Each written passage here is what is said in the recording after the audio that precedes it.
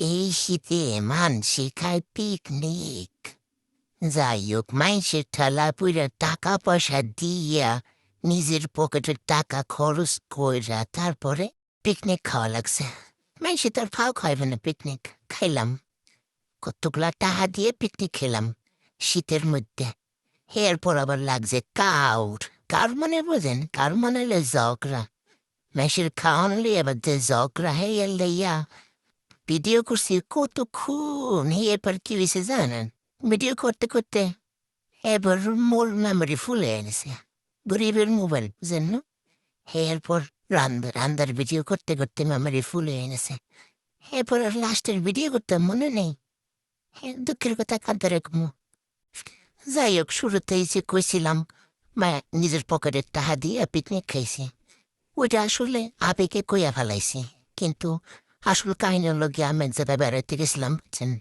এই বেড়াইতে গেছি পর 31st নাইটের এই পিকনিকের দাওয়াতটা পাইয়ে গেছি ফিরিতে ফিরিতে।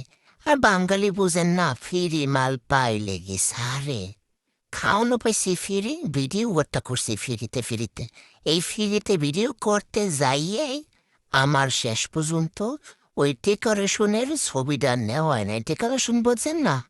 খাওয়ার রান্নার পরে, খাওয়ার আগে যে একটা ছবি তুলতে হয়, সুন্দর একটা ছবি, যে ছবি দেখলে একদম জিভে জল চলে আসে, ওরকম একটা ছবি আমি তুলতে পারি নাই। তারপরে আরও কারণ আছে ছবি না তোলার কারণ হলো গিয়া ওই আইয়া পড়ছিলাম শীতের জ্বালায়, গড়ে আইয়া পড়ছিলাম। মোরে শীত, হাত পাও থর থর থর থর করে কাঁপছে শীতের জ্বালায়। ভিডিও করতে যে কি কষ্ট। যারা ভিডিও করে বানায় হেরাই খালি বুঝে ভিডিও বানান না কি কষ্ট। এরপর এই যে রানতে আছে যে বাবুর সিসা চাচায়, এই চাচায় কিছু না জিগে ইয়াই একটু অপেক্ষাও না করে ঠাস ঠাস করে সব মশলা দিয়ে দিতেছে। একটু যে মোর লেগে অপেক্ষা করবে, হ্যাঁ করে না।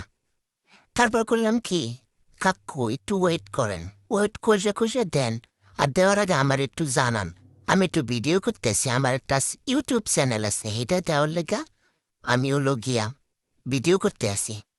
বিরিয়ানি রান্না করতে এত মশলা লাগে বাপুরে বাপু, একটার পর একটা দিয়েই যাইতেছে।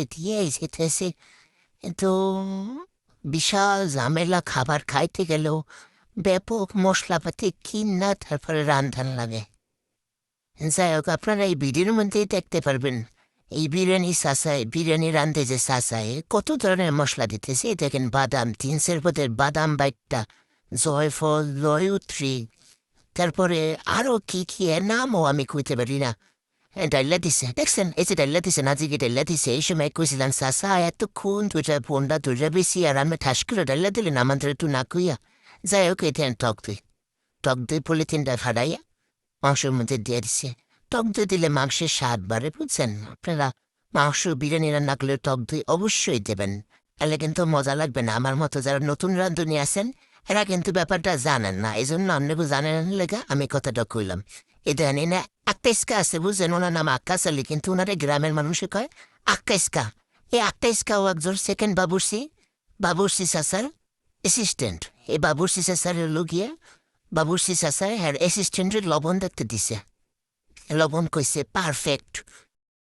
তারপরে আর একটা পাতিল দিছে, সেই পাতিলের মধ্যে অনেকগুলা জিনিসপত্র দিছে, মশলাপাতি দিছে, দুধ দিছে, দিয়া তারপরে যে আগের মাংস রান্না করছিল না, যে মাংসটা আক্কাইস্কা টেস্ট করছিল, সেইরা সব এর মধ্যে দিয়ে দিছে। পোলাও চালটা রান্না করে তারপরে মাংসের লগে মিলাইয়া বিরিয়ানি বানাইবে। এই যে পোলাও চাল রেল্লা দিছে, দেখছেন কত সহজ রান্না। এরপর লাইড্রেসি যা এই যে কি জানি দিল, দিয়ে ডাইকা দিয়ে এই আগুনের চুলা দিয়ে দাও দাও করে জ্বলতেছে কয়লাগুলা, এইগুলা না এই ড্যাগের উপর দিয়ে দিলা, এর উপর দিয়া এটা বাপে রাখবে।